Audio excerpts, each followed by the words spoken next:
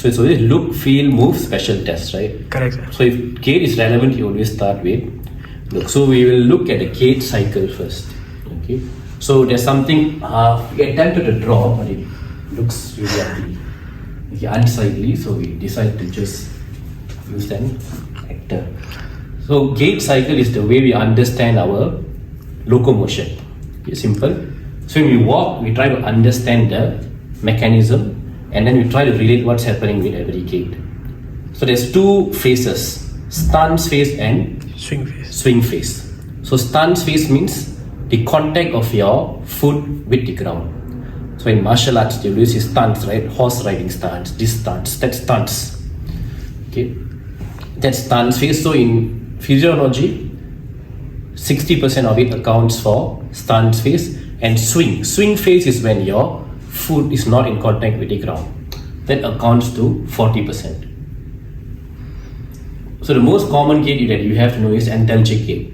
What we refer to as limping, when someone limps in pain, painful gait. Okay, so this is what you might have noticed. Okay, right, correct. Okay, so what happens here is, let's understand stance phase.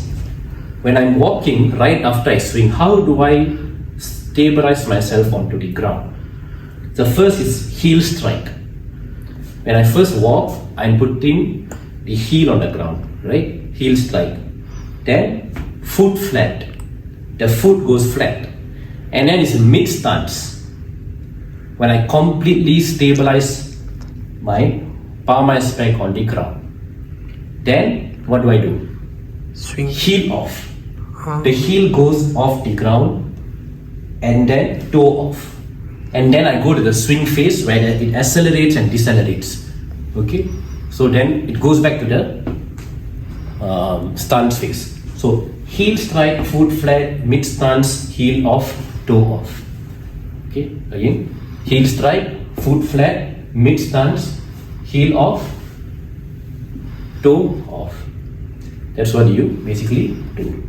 Okay, and then swing phase. So what happens in antalgic gait is the patient will not be able to bear weight on the foot. So what do we understand by this? So tell me Newton's third law.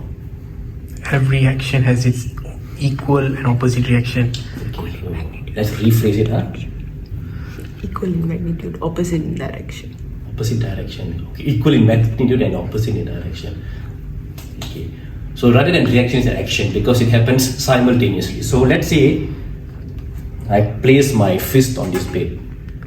I'm giving a particular weight which translates to a particular force, because weight, my mass and gravity, gives a particular force. So what happens to my fist? When I give, let's say, 50 Newton here, the bed pushes back 50 Newton on my fist. In order to prevent the bed from giving back 15 Newton to my fist, I have to break the bed. You understood? So whenever you're walking, you're standing, or body weight, let's say I'm 70 kg. How much are you putting? About 700 Newton on the ground. And what do you think the ground gives back to me? Same amount. 700 Newton back to my body. So where do you think, which structures does this force get transmitted and borne on? The tripod area, is it? So what kind of structures? Tripod? The pressure points. The pressure points. What kind of structure? Simple. Like, do you think it should be in the blood, bones, muscle? Is it muscles? What is more rigid than muscle? Bone. Yes, bone. So it's more to the bones and joints. So that is what we mean by weight-bearing joints. Because these joints bear the weight. They don't really bear your weight, but rather they bear the Weight. opposite force which is transmitted through your body.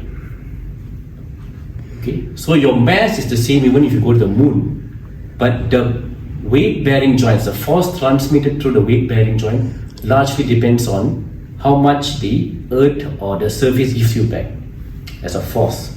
Okay, so the weight-bearing joints are mainly the knee joint and hip joint. These are the weight-bearing joints.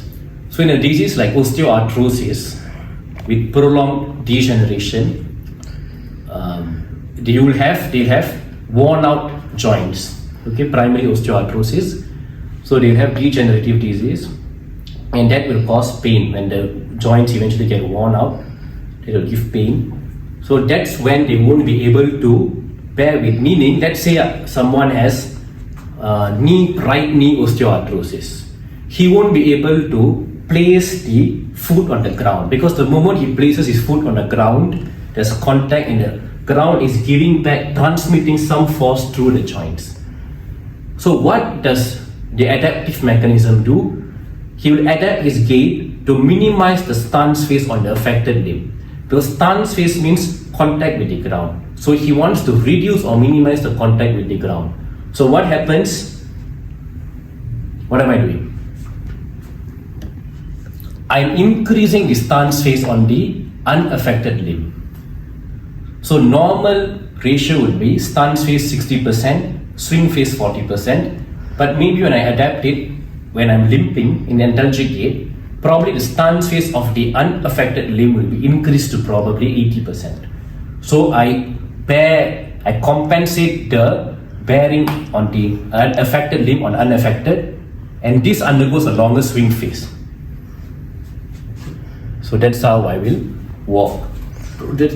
Now you understand what happens in limping? Yes, sir. So let's say this is affected, you see the contact, the stance phase in the affected limb is so minimal. Okay. So that's what happens here.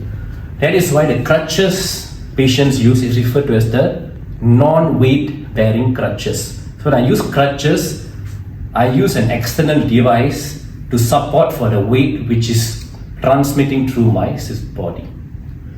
That's what we mean by weight bearing joints, or they're the reason for antalgic gait.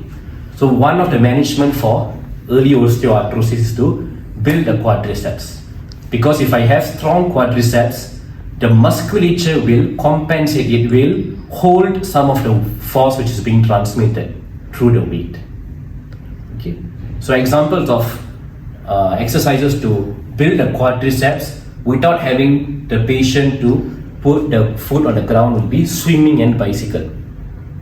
Okay. And if you're examining a patient with antalgic gait, probably due to osteoarthrosis, remember his main complaint will be not being able to bear weight on the foot. He cannot really have contact with the foot and the ground.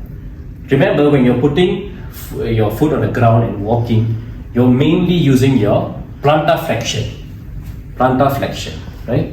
So plantar flexion is mediated by the posterior compartment of the leg, soleus gastrocnemius plantaris, right? So whereas the quadriceps will cause extension of the knee.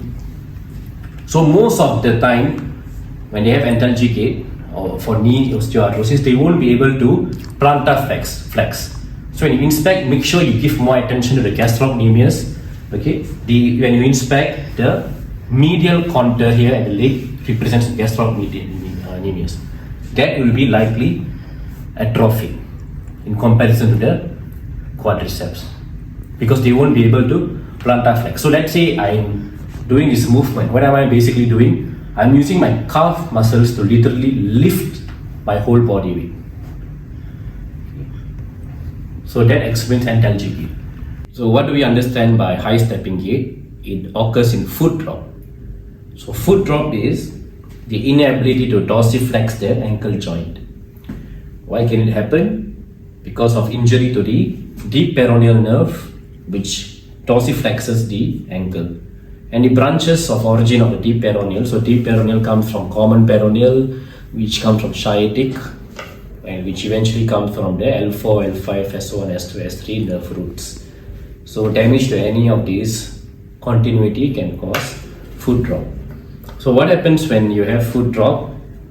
See, someone with foot drop cannot ambulate like you, because they will end up dragging the foot over the floor, because they cannot dorsiflex. They cannot lift the toes off the floor.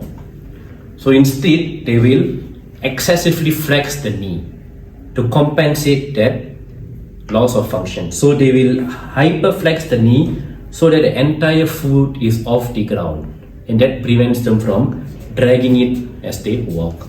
So they look as though they're taking high steps. So the easy way to know is just look at their flexion, knee flexion in comparison to both limbs, the affected limb will have a greater degree of knee flexion. Okay, and then we have trunnion lumbar gait. What does it mean? So when someone is ambulating, you notice that the unilateral pelvis at either side dips whenever they walk. So there's a pelvic downward tilt whenever they walk. So what actually happens, let's say this is your right and left pelvis. So when you're walking, you need to abduct, right? The abductor of the hip must be functioning to prevent the pelvis from dropping. Let's say the right hip abductor is weak. So what will happen? The normal pelvis will tilt down so that the right pelvis can get abducted. It can go high because this side, let's say if the gluteus medius is weak, one of the causes, the gluteus medius is the hip abductor. Okay. Let's say if it's weak, you won't be able to abduct the hip. So what will happen? The normal pelvis will go down so that this guy can go up. So the side which tilts downwards is the normal pelvis. Waddling gait is when there's weakness of the abductor muscles bilaterally. So instead of getting a single unilateral tilt, you'll get bilateral tilt. They walk like a duck. It's physiological in pregnancy. And whenever you see trunnion lumbar gait, think of some L5 radiculopathy or gluteus medius weakness and think about it in those areas. Okay, those are some of the important gaits that you need to know.